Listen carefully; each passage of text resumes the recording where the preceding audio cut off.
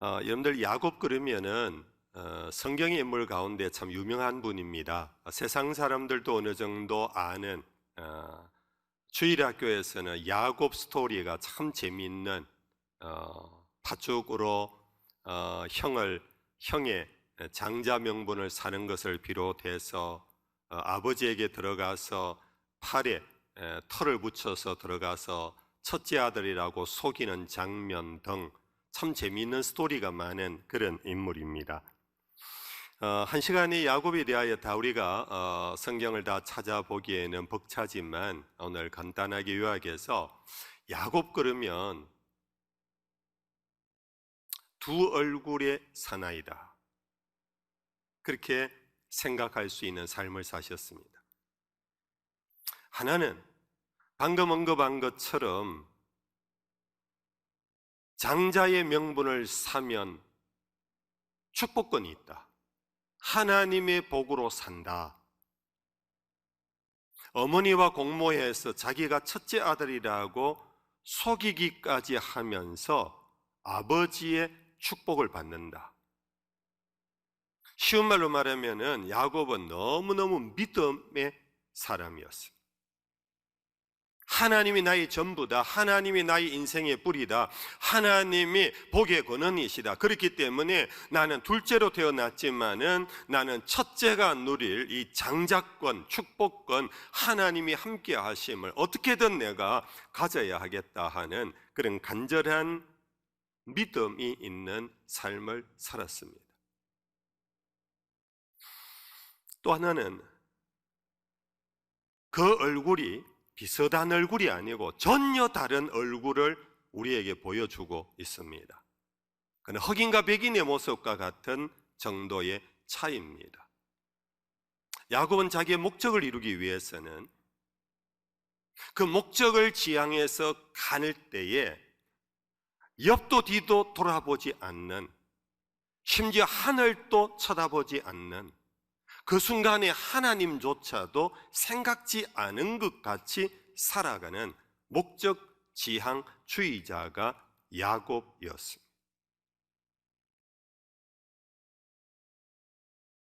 그가 20년 외갓집의 삶을 우리가 돌아보면 그가 외갓집으로 가는 동안에 하나님이 나타나셔서 그에게 약속까지 해주셨습니다. 그는 하나님을 만났습니다. 그런데도 불구하고 이후에 외갓집에 당도하고 아름다운 여인을 아내로 얻고 가정을 이루면서 20년 세월이 흘러 돌아오는 그때까지 야곱에게는 기도하는 모습이 없습니다. 완전히 하나님을 잊어버린 것과 같이 살아갑니다. 금유환양을 위하여서 오로지 극기에 올인합니다. 몰두합니다. 이런 두 얼굴의 삶을 산 것이 바로 야곱이었습니다. 문제는 우리는 이 야곱을 읽으면서 험칫 놀라는 것이 나 자신의 모습인 것 같아서 우리는 놀랍니다. 오늘 이 시간 예배드리러 왔는 우리의 마음에는 믿음의 역사가 있습니다.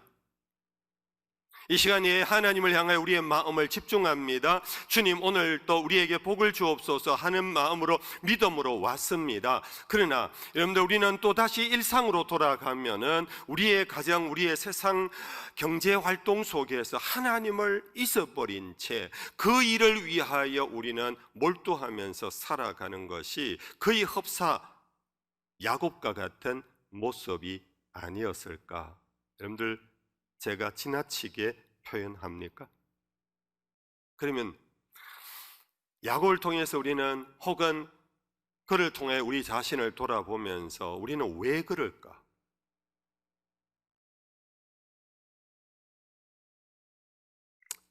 그건 쉬운 답으로, 그것은 우리가 믿음이 없을 때 일어나는 우리의 행위예요. 믿음이 없을 때 일어나는 우리의 행위. 이 시간은 믿음이 충만합니다. 믿음이 우리를 예배하게 합니다. 그러나 세상으로 가면 현실에 직면하는 순간 그 현실 앞에 믿음이 무너져 버려요. 믿음이 사라져 버려요. 믿음이 약해져 버려요. 실상은 믿음이 없어지고 믿음이 사라지는 것이 아니라 내가 약해지는 거예요.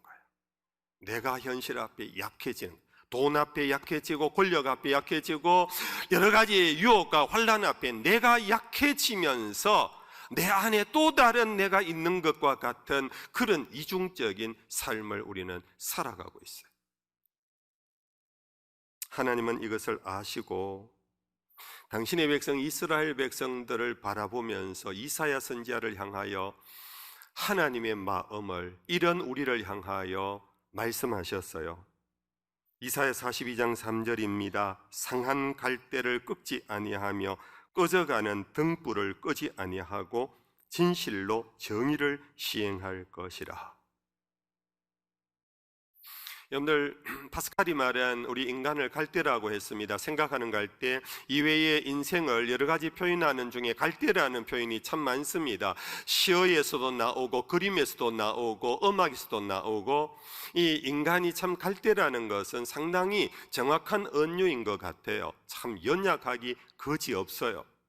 태산 같은 우람한 그런 장부가 어느 순간 졸장부가 되어버리는 너무나 연약한 흔들리는 갈대의 모습, 이것이 우리의 정체성이에요.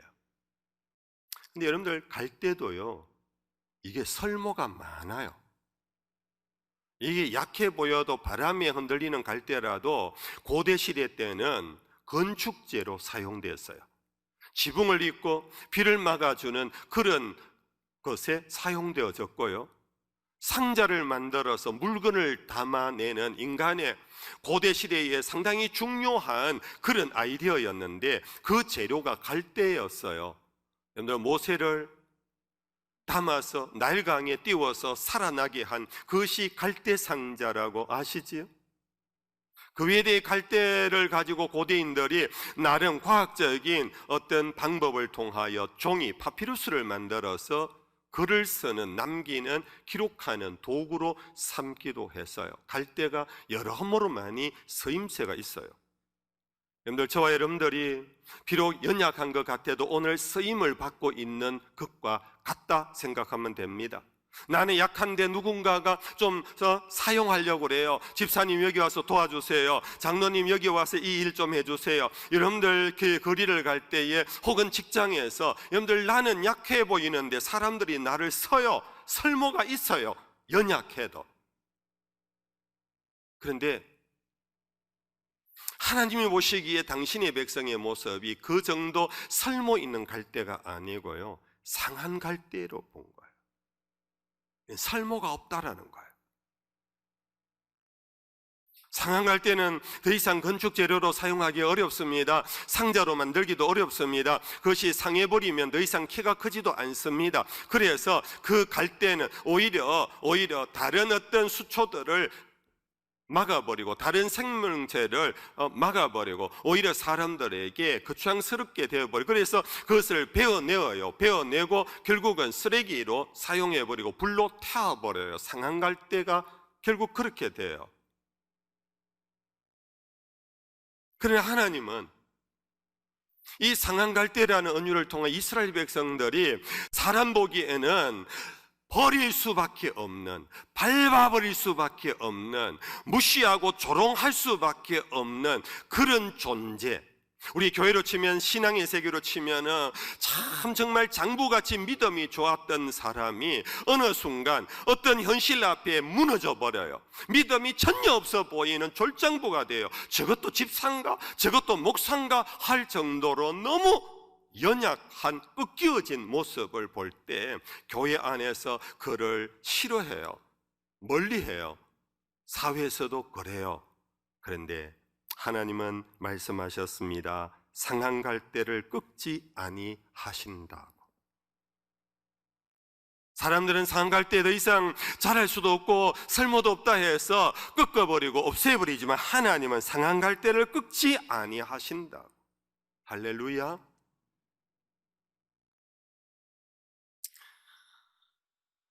우리는 야곱을 통하여 보면 바로 이런 모습이 너무 극명하게 나타나고, 그러한 야곱을 하나님이 어떻게 대하시는가가 상한 갈대를 꺾지 아니하시는 하나님의 모습이 매우 구체적으로 드러나고 있어요.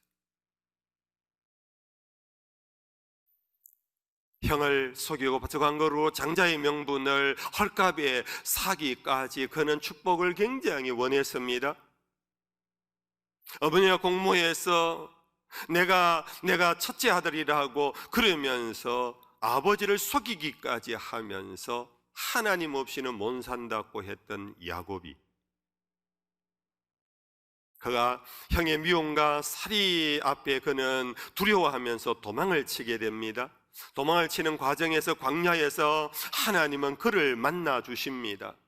돌을 베개 삼아 자고 있는 그 광야에 사닥다리를 내리시고 천사가 오르락내리락 하면서 하나님이 그에게 임재하는 경험을 보여 갖게 하십니다. 심지어 하나님이 말씀하십니다. 나는 아브라함의 하나님, 이삭의 하나님이라고. 그러면서 그에게 야곱과 언약을 맺어 주십니다. 네가 어디로 가든지 내가 너와 함께 할 것이고 네가 다시 돌아오는 그날까지 내가 너를 버리지 아니하며 지켜줄 것이라고. 야곱이 이와 같은 놀라운 경험을 했음에도 불구하고 앞서 말씀드린 것처럼 그는 삼촌 집에 도착하자마자 그는 하나님을 새카맣게 잊어버리고 20년을 살아가 버립니다. 하나님은 그런 중에도 야곱을 떠나지 않은 것 같습니다. 야곱에게 필요한 가정을 세워주십니다. 그리고 다시 약속의 땅으로 돌아오기까지 내가 너와 함께 하겠다라는 약속을 지켜주시는 그 과정 속에 야곱이 수단 방법을 가리지 않아도 하나님은 그를 내리치지 아니하시고 그를 떠나지 아니하시는데, 야곱은 그러한 하나님의 긍휼과 자비는 전혀 의식하지 못한 채 오로지 자기 길을 걸어가는데, 그 자기 길이 하나님이 함께 해주는 길임을 전혀 의식하지 못하고 그렇게 살아가는 그 모습입니다. 오늘 본문에서 그는 금유 한양하는 중에 32장 1절 2절에 보면은 하나님의 천사가 그에게 나타납니다. 그는 그 천사들의 무리가 너무나 커서 하나님의 군대라 마하나임이라고 그 경험의 장소에 땅 이름을 짓습니다. 그는 고향으로 돌아갈 때 하나님의 군대가 자기를 둘러 진쳐주면서 보호해 준다라는 그런 하나님의 계시적 경험을 했음에도 불구하고 바로 이어서 32장 3절부터 그는 다시 두려움에 빠져버립니다. 그는 소떼를 나누고 양떼를 나눕니다. 가족의 떼를 나눕니다. 그리고는 형에게 보낼 예물을 준비하여 보냅니다. 야복강 나루터에서 그 두려움을 떨치지 못하고 결국은 제1진을 먼저 내보내고 이신을 내보내고 형이 400명의 군사를 거느리고 온다라는 그 소문 앞에 그는 그 야복강 나루터에서 결국은 1진을 보내고 탐색하고 2진을 보내고 탐색하고 3진을 보내고 탐색하고 4진을 보내고 탐색하고 마지막 자기 혼자 여차하면 자기라도 살렸고 하는 너무나 졸장부의 모습을 보이면서 나루터에 앉아서 한밤에 떨고 있던 그때 하나님이 그에게 찾아오시는 것이 오늘 본문의 모습입니다.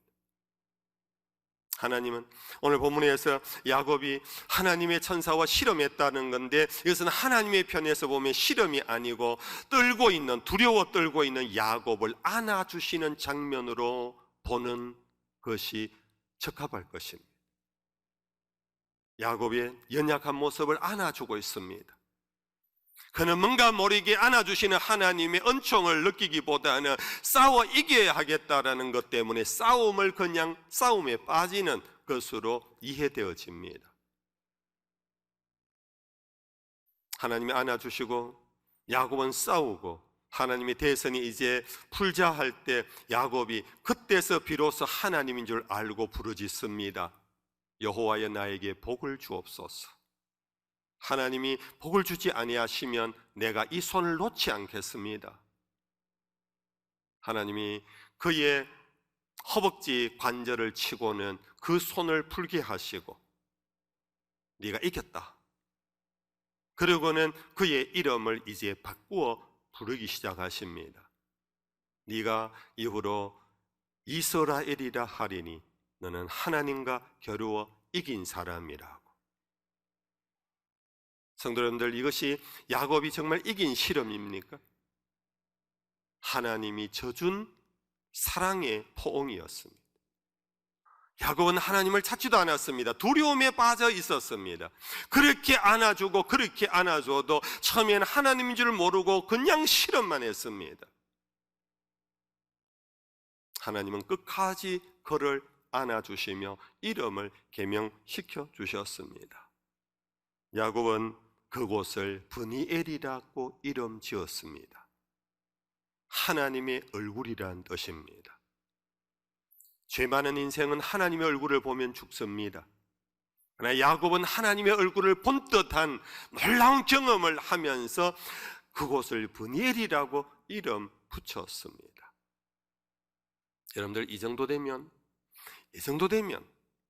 베델 자기 집을 떠나서 광야에서 하나님을 만나자 그곳을 하나님의 집이라고 부르며 베델이라고 이름했던 첫 경험과 20년 동안 하나님을 잊어버리고 돌아오는 야복 나루터에서 하나님이 안아주신 실험 속에서 하나님의 얼굴을 배웠으면 여러분들 가운데, 우리 가운데 간증자들이 많으시잖아요. 내가 청년 때, 내가 언제 내가 하나님의 은혜를 받았다고 여러분들 간증하시잖아요.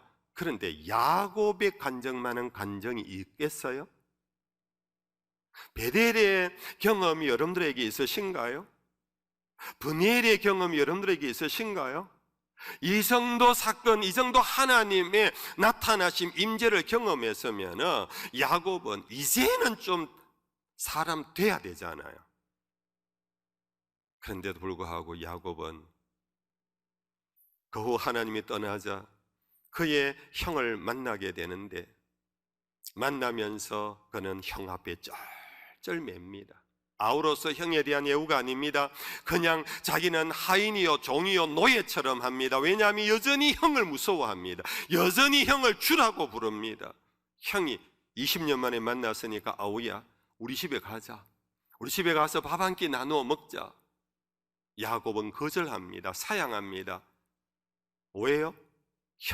형의 얼굴만 아직 여전히 보였기 때문입니다. 20년 전에 도망칠 때 형을 속였던 그때의 얼굴, 그 얼굴을 그대로 형에게서 봅니다. 하나님의 얼굴을 조금 전에 봤던 야곱이, 하나님의 얼굴을 조금 전에 보고 브니엘이라 했던 야곱이 형을 보는 순간 하나님의 얼굴을 또 놓쳐버립니다.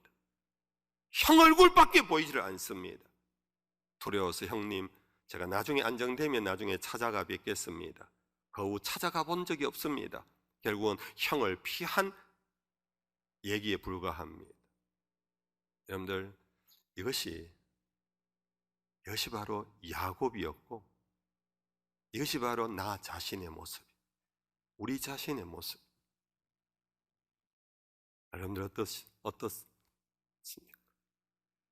사랑하는 성도 여러분들, 우리는 야곱을 보면서 우리는 수없이 내 모습을 보고 야곱 안에서 내가 흔들렸고 내가 무너졌고 내가 잘 될 때는 하나님 없이 살아갔고 내가 어려울 때는 주여 그랬다가 일상으로 돌아가면 또다시 내가 나의 도움이 어디서 올고 하면서 도움의 손길을 찾아 나서면서 하나님 없이 살아가던 우리지만, 여러분들, 세상은 저것도 교인이야, 저것도 집사야 하지만 하나님은 세상을 이처럼 사랑하사 독생자를 주셨으니 독생자, 하나님의 독생자를 십자가에 죽이기까지 하신 하나님의 그 사랑은 로마서 8장에 그리스도 예수 안에 있는 하나님의 사랑을 누가 끊어놓겠는가? 가난이겠는가? 적신이겠는가? 환난이겠는가? 칼이겠는가? 천사겠는가? 누가 그리스도 예수 안에 있는 하나님의 사랑의 줄을 끊어놓겠는가? 할렐루야. 여러분들 지금도 오늘 우리가 무너지는 것 같고, 오늘 우리가 정말 실패한 것 같고, 세상은 저거 실패자라고, 저거 죄인이라고, 저거 부끄러운 놈이라고 그렇게 손가락질해도 여전히 하나님의 사랑은 우리를 향하여 손 내밀고 있다라는 사실, 이것이 야곱 안에서 나타나고 있는 모습입니다.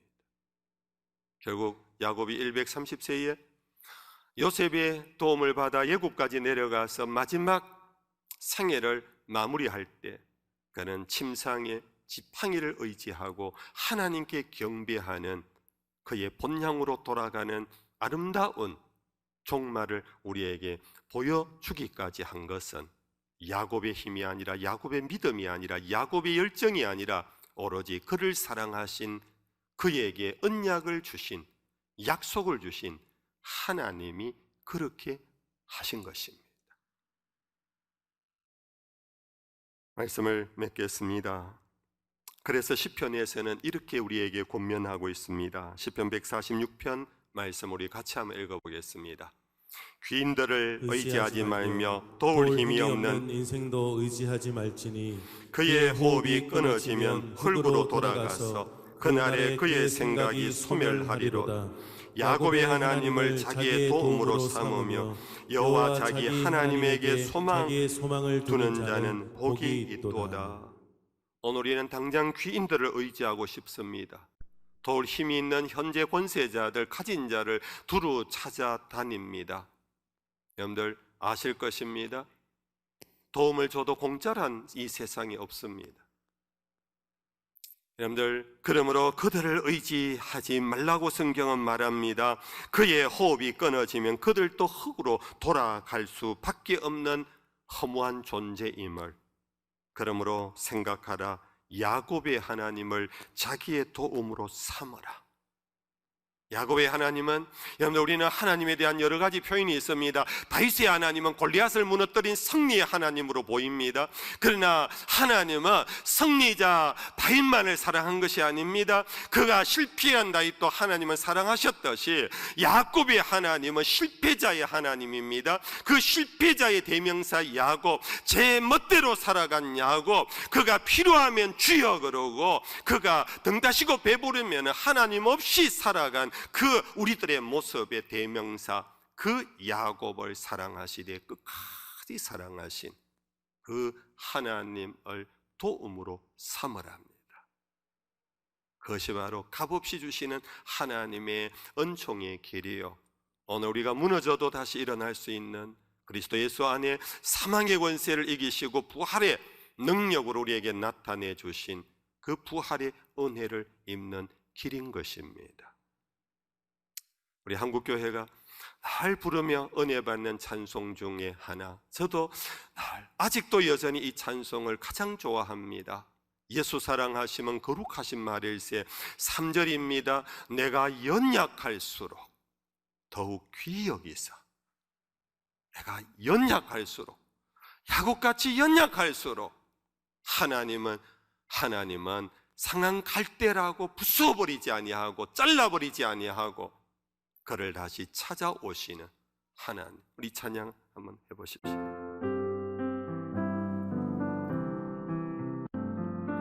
내가 연약할수록 더 귀히 여기사 높은 보좌 위에서 낮은 나를 보시네. 아멘. 날 사랑하심,